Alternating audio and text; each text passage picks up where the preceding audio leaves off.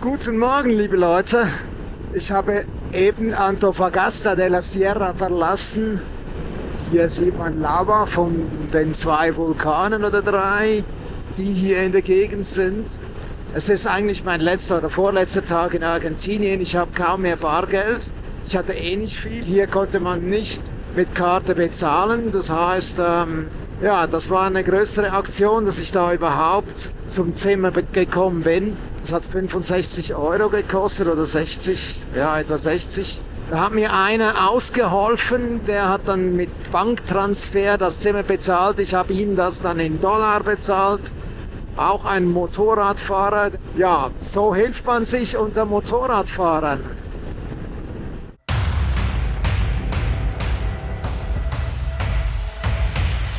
Schade ist die Sicht recht neblig oder diesig oder staubig. Ist das ein Ausblick oder ist das ein Ausblick? Tatsächlich mal sowas wie eine Passstraße. Straight on. Und so sieht es jetzt wieder aus. Straight on. Schaut euch diesen großen Sandhaufen an. Ja, es hat so im Dunst, hat es auch seinen Reiz.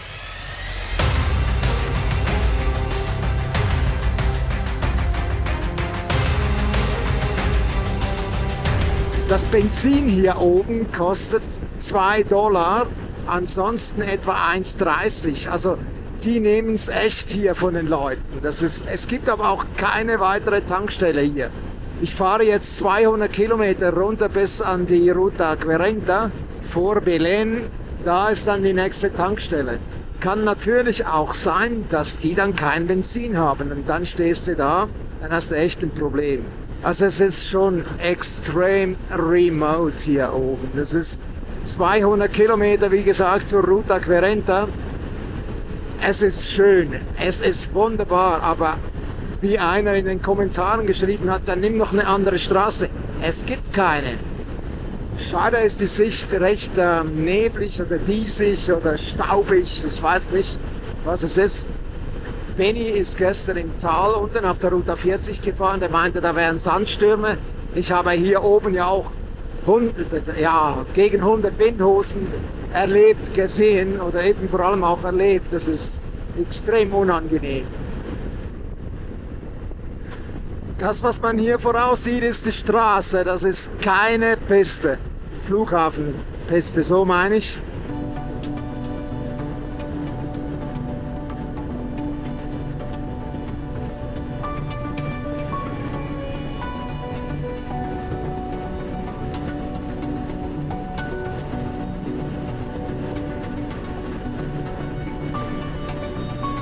Es wären da schon höhere Berge links und rechts, aber die sieht man kaum.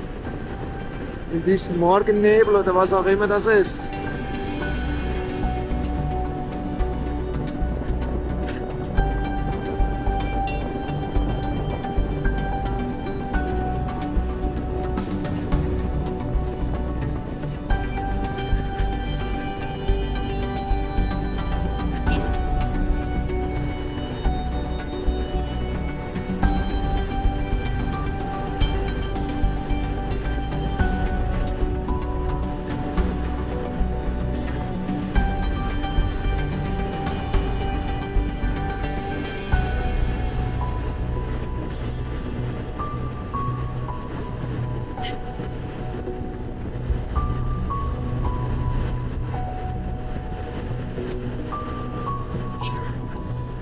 So, das waren jetzt knapp 20 Kilometer geradeaus, davor ein paar Kurven, davor wieder 20 Kilometer. Also ich habe jetzt schon 50 Kilometer gemacht, den großen Teil davon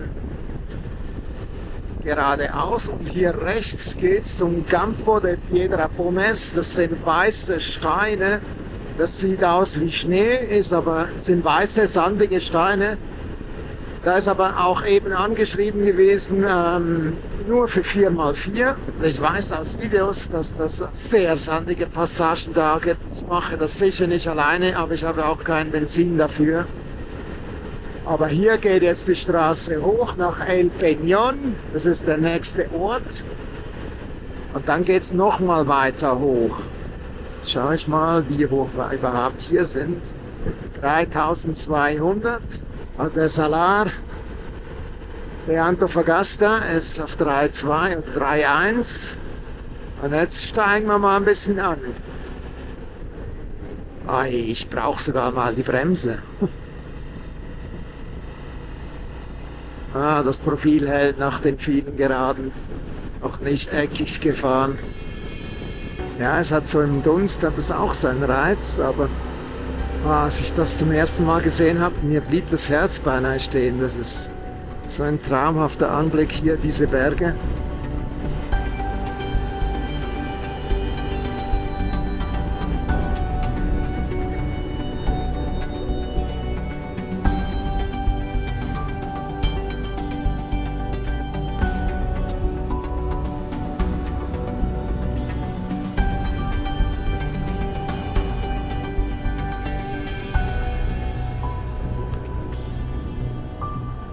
Eine hübsche Schlucht hier und dann grünt es plötzlich.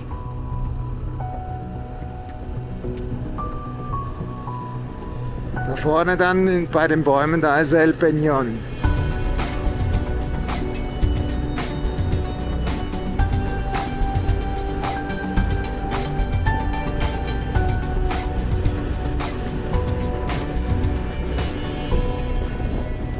Der Nebel hat sich jetzt ein bisschen gelichtet hier oben. Das heißt, das benutze ich jetzt für ein Foto, die Gelegenheit.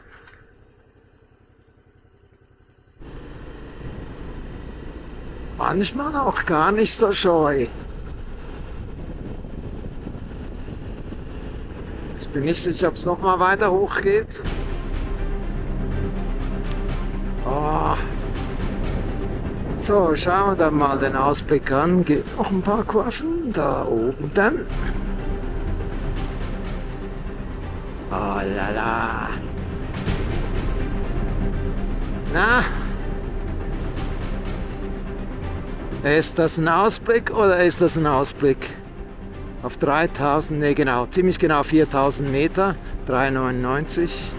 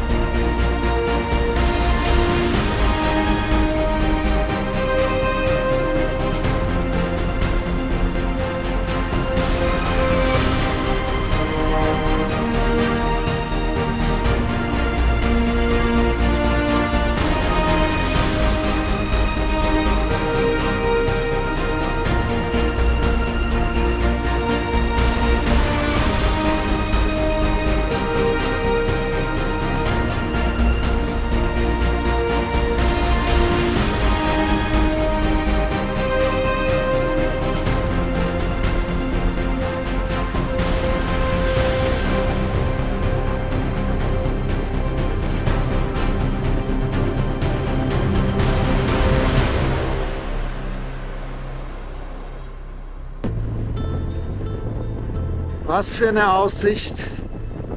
Jetzt geht es wohl ein bisschen kurviger runter.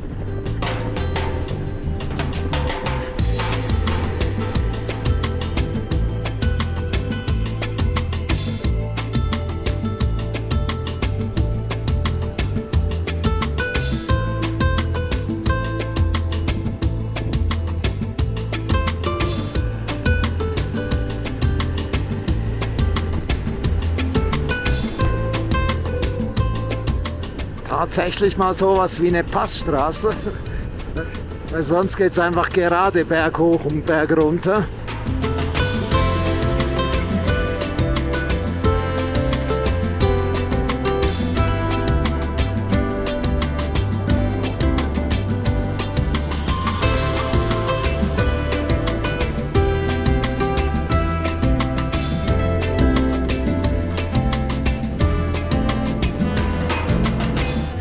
Wunderschön, wie sich die Piste, wollte ich sagen, die Straße hier so diesen Berg lang schlängelt.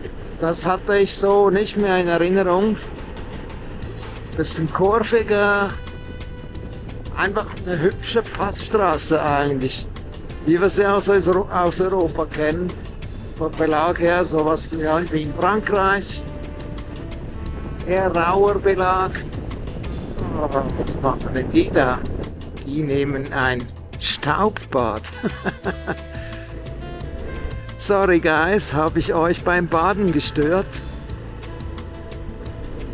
Guys and Girls, keine Ahnung.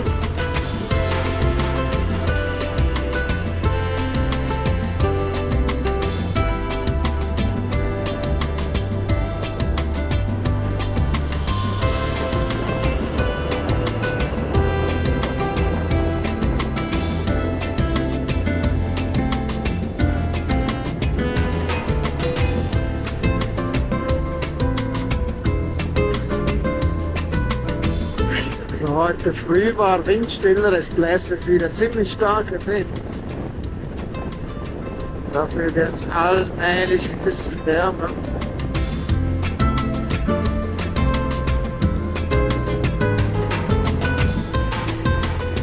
Es sind einfach so schöne Bilder. Es ist jetzt nicht bunt, aber diese Grautöne, ja, grau, ist schon verrückt. Und ein riesiger Sandhaufen, weißer Sand, Wahnsinn.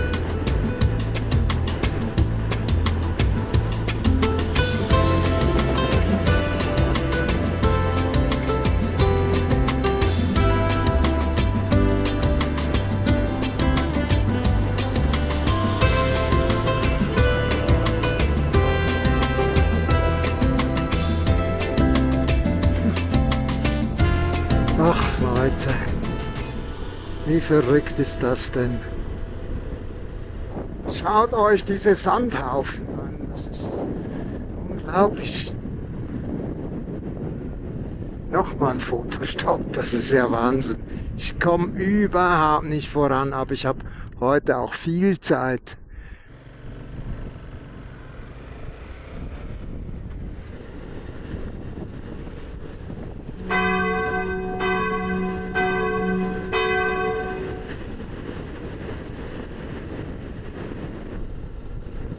Ja, da war letztes Mal mehr Wasser. Nicht mehr Wasser, aber es war mehr Wasser. Jetzt gehe ich nochmal zurück. Jetzt möchte ich kurz gucken, wie fein dieser Sand ist. Nicht um reinzufahren, aber ich möchte mal in den Händen halten.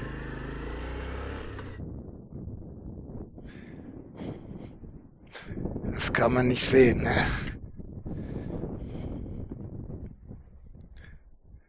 Ja, der ist super fein. Schaut euch diesen großen Sandhaufen an. Ich weiß nicht, ob ich heute jemals noch die Nogasta erreiche. Das ist einfach unglaublich.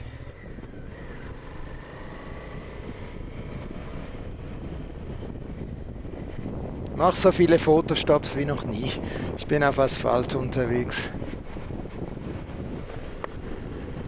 Das ist der Wahnsinn.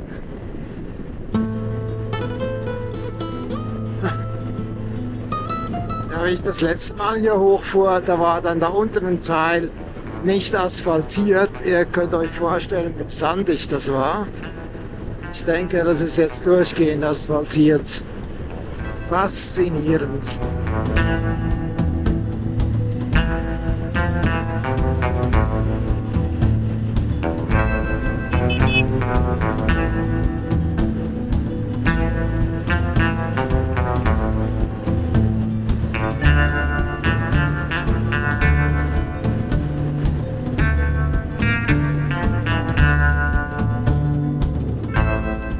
Ja, das war der Teil, der noch nicht befestigt war, meinte ich. War das erst da vorne? Na, schauen wir mal.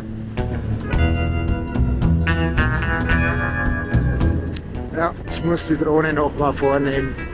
Ist einfach zu krass.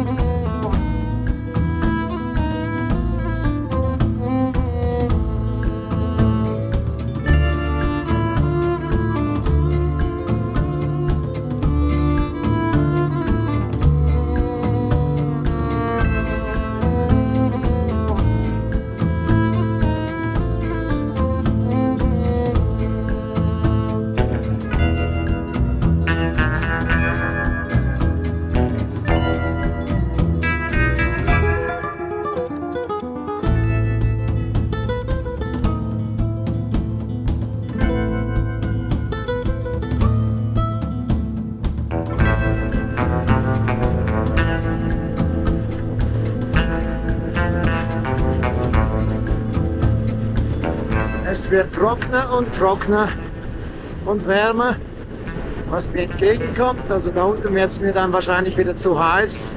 Es ist jetzt schon 25 Grad, aber geil, diese Canyon-Landschaft da hinten.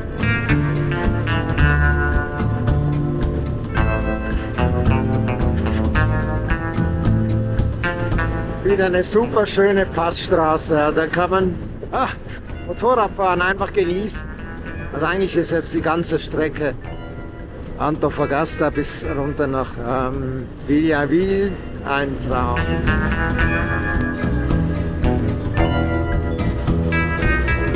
Es ist unglaublich, ich bin schon über 6 Kilometer auf diese Geraden und weiter geht's.